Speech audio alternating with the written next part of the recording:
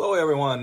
Bruce Webb with Preferred Realtors. How you doing today? It's a gorgeous be here with you, and let me make sure that we have everything on right here. Okay, I'll turn that phone off before it starts ringing again. Okay, just want to let you know that we are going to get going here a little bit. Talk about a lot of different things here in up and down the 275 and the 23 corridor. Just real estate news and information. And I'm Bruce Webb with the Bruce Webb team, working out of Preferred Realtors here in Plymouth. We got a couple of good topics to talk about today. We're going to talk about three things that to prioritize when you're selling your home, and also we want to talk about, is it a good time to refinance or a good time to move for you? The two communities that we're going to talk about today are Ann Arbor and Canton. So if you have any questions, please put them in the chat box. We'll be glad to answer any of your questions as we go along. If not, we'll get back in touch with you as soon as we can about things. So let's go ahead and jump right on into it. As I said, one of the things that we want to talk about are three things that prioritize when you are looking to sell your home. And the first thing, we all know that we have inventory problems right now with real estate, which means low inventory, high demand, and it's basically a great seller's market right now. The thing, though, is the price is a tool, or the listing price is a tool to get the price that you want from your home, to maximize the value for your home, okay? So if you overprice in even today's market, you're not going to get all that you deserve, okay? I was just at a house last night, great neighborhood. We're looking at a couple of acres, and I'll say it was a senior's home. And when I say that, seniors like to take care of the roof, the furnace, the windows, all the major costs in the home. But it was dated. We had a dated kitchen, dated baths, old light fixtures and things of that nature. They were comfortable in their living style. Well, the agent priced it, and I say agent. The agent or the homeowner priced it in such a way where it was not affordable for people to come in and to make it theirs. And when I say that, we're talking about a $330,000 home, at least that's the way they priced it. In that neighborhood, if it was updated, that's the price it should have been at, okay? But with that said, you have probably 40 or 50, maybe even $80,000 of updating to be done on that, with a new kitchen, new bath, new flooring, and other features in the home. It just wasn't updated to today's, I'll say, standards or decor that people are normal looking for. So it needed to be priced down below the $300,000 price range, maybe even to the $275 price range, $280, to get additional price. Now, it might, if they had priced it at that, they might be getting a $300,000 out of it. But when they're pricing it at the price that they did, they're not getting the bidding wars that they should be getting. So, as I said, inventories are down. Believe it or not, that's not always true right now. But you want to use the list price as a tool to get the price that you're looking for. Okay,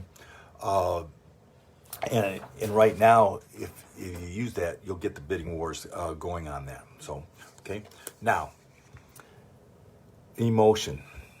Keep your emotions in check. That's the number 2 on this checklist here.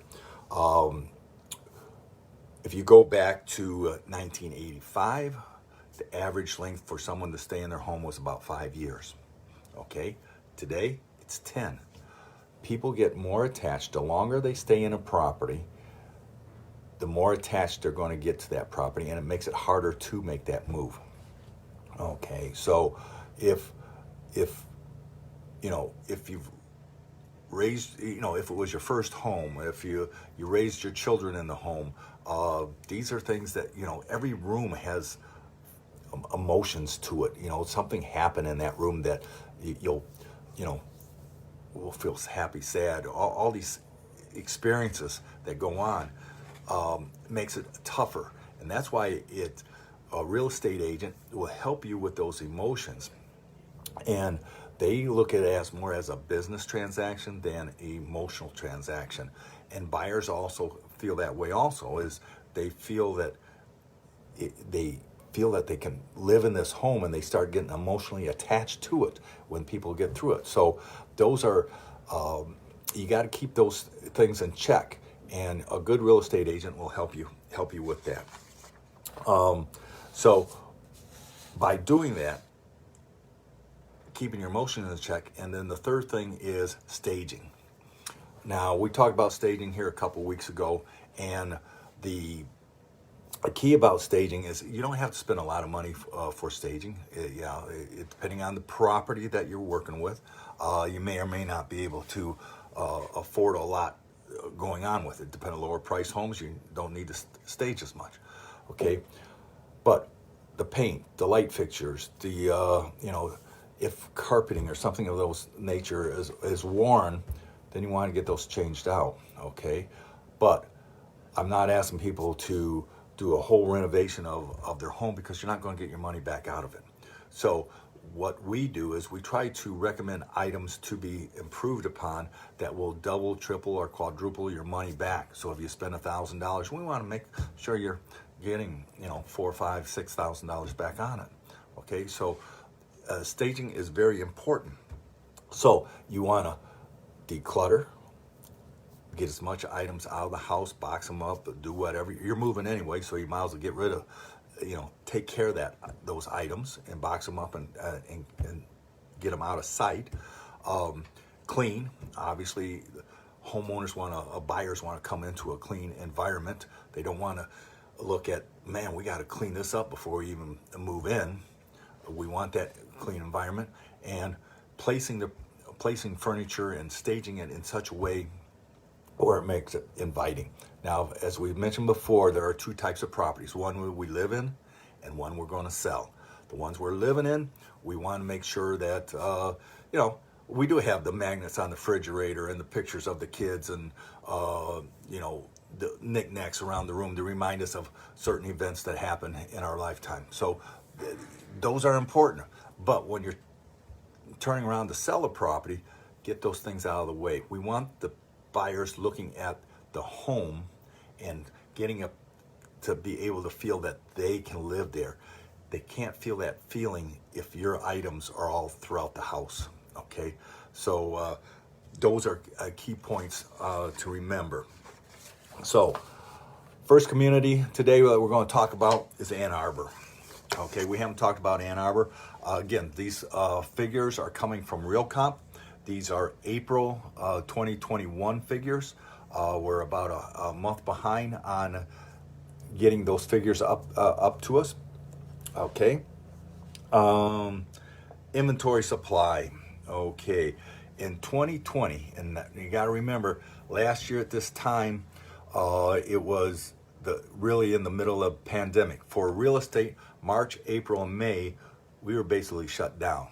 Okay, yeah, we were doing some transactions, but not like what we could have been doing in a normal time period of those 3 months. Okay, we weren't showing homes as much. We were, in fact, we could show virtual tours and things of that nature, but we couldn't really go out and do open houses. We couldn't do a lot of things that we typically do. So, in Ann Arbor, at that time, let's see here, there was 195 homes on the market. Okay, this year there's 130 homes on the market. There's even less than that period of time, a 33% decrease in the homes, and it went from 2.3 months worth of inventory down to 1.7 months worth of inventory, a 41% decrease. So just that alone, you could tell that where the inventory is is spiking here a little bit. So days on the market went from, surprisingly, from 23 or 24 down to 23, which isn't much of a change. But you got to realize the number of houses that closed this last month.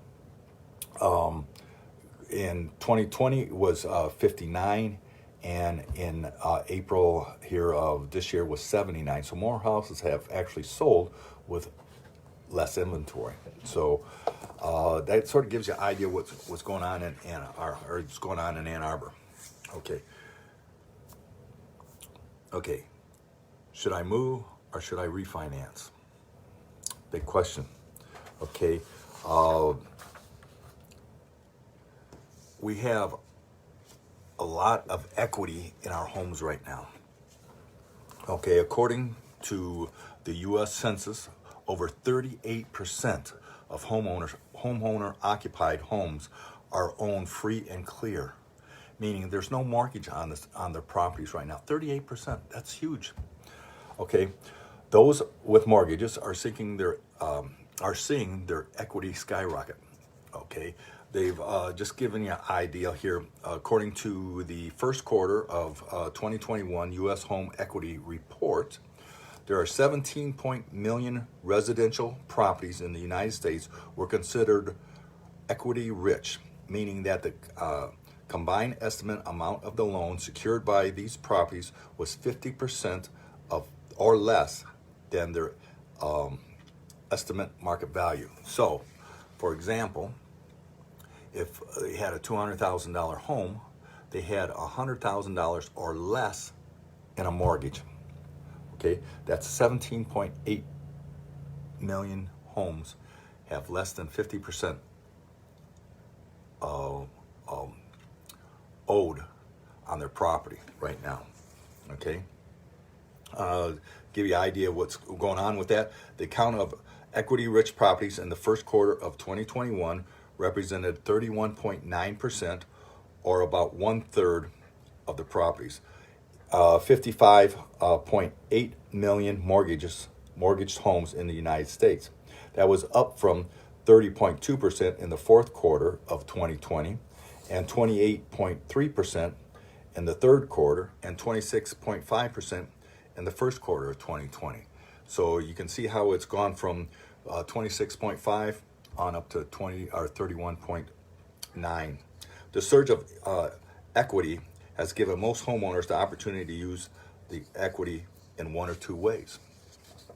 Okay, they can refinance, or they can purchase a new home. So let's look at these options here a little bit. If they refinance using their equity, here let me just read this from the economics, according to the Economic Housing Research. Okay.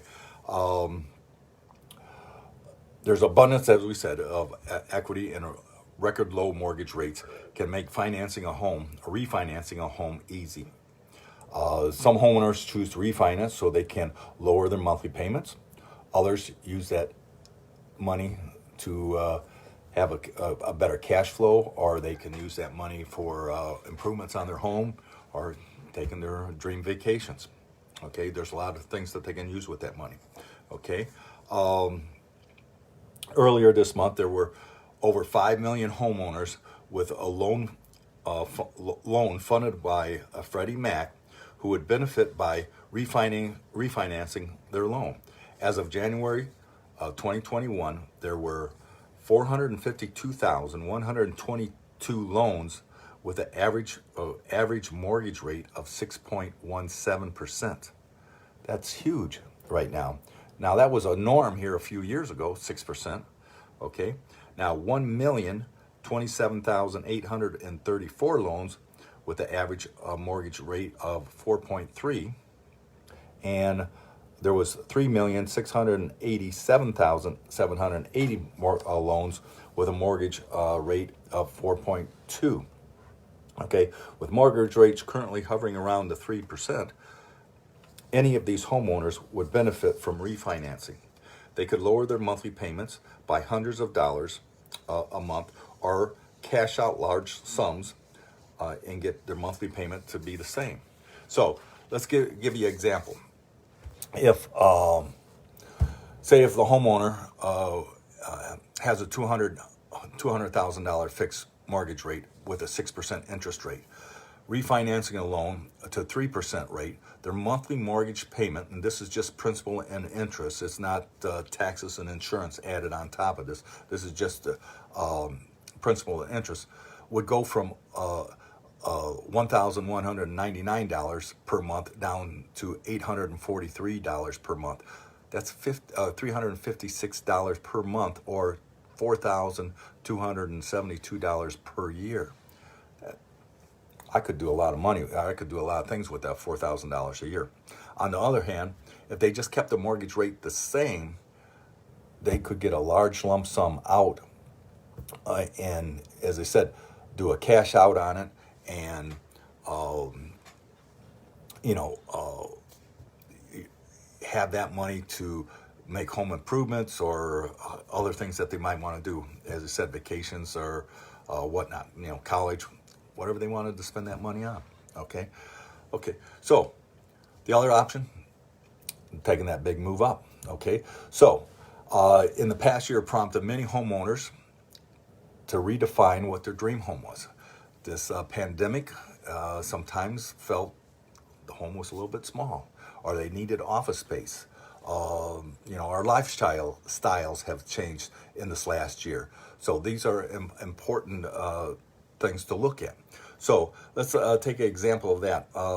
Suppose a person bought a house for $216,000 back at the height of the economy back in 2006. Okay, and they put 10% down on it. Okay, well, they would take, if they did that, they would have a mortgage at that time of $194,400 at a 6.4% interest rate, which was the average at that time. And that's where we're looking at these people right now might have had, and that are still looking at having this 6% interest rate. Okay, so their monthly payment would be about $1,200, $1,217. Okay, according to the National Association of Realtors, a typical single-family home has gone up in value approximately $150,000.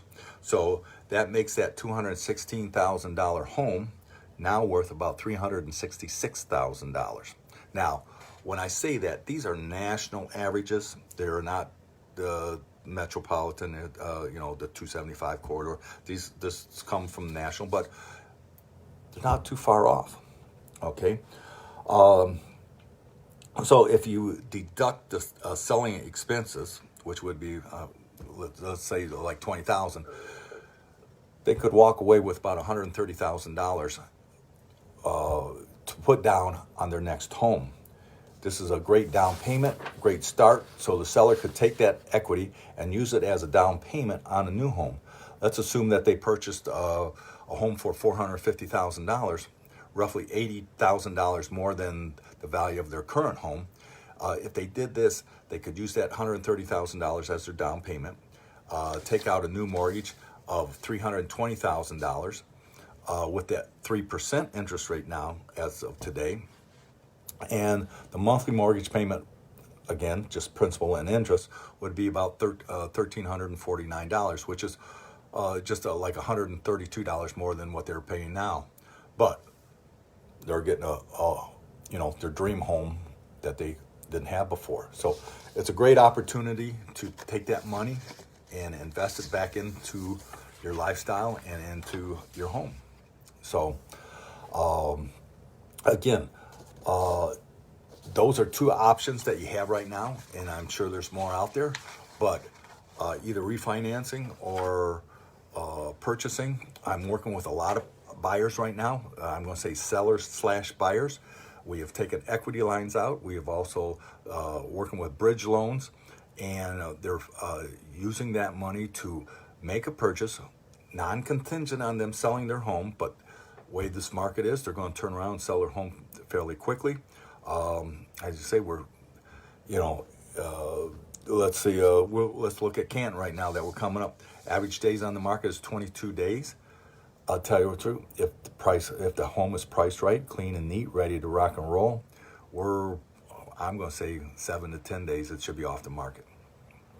Okay, now closing is another thing. Probably another 30 days down the road, but at the same time, it's a great opportunity to take that money and reinvest it and get a bigger home. This is also a great time if you're downsizing. Okay, because you can take the equity out of your home and downsize, pay off almost maybe pay off or completely buy a home for cash and get rid of your mortgage completely. So the seniors out there, you might want to think about that if you're looking to downsize. Okay, let's look at Canton. That's our next community up here today. Inventory levels. Back again, we're looking at real comp for 2020 and 2021. So inventories last year at this time was 2 months worth of inventory. We're down to 0.6, almost like a half a month, 15, 16 days. And the properties that are on the market right now will be off the market for Canton. Last year we had 151 homes on the market at this time, and this year 59. That's a 60% decrease in inventory. That's why prices are going up. You're also seeing a price list price compared to sale price of 103%. So if we listed a home at $100,000, homeowners are getting $103,000, or $103,000 on their home. So that's why we're getting these multiple offer bids. Okay. Days on the market. In Canton, what they're saying right now is 22 days on the market. Again, your better ones are going to be 7 to 10 days, and they should be off the market. Last year was at 33 days on the market. Again, that was during the pandemic period, so they did stay on the market a little bit longer just for that. If you've got any questions, again, I'm Bruce Webb with the Bruce Webb team here with Preferred Realtors. We're here to answer your questions. Our direct line is area code 734-392-6021. We got great Michigan weather going on, and get out there. We planted our garden this last weekend.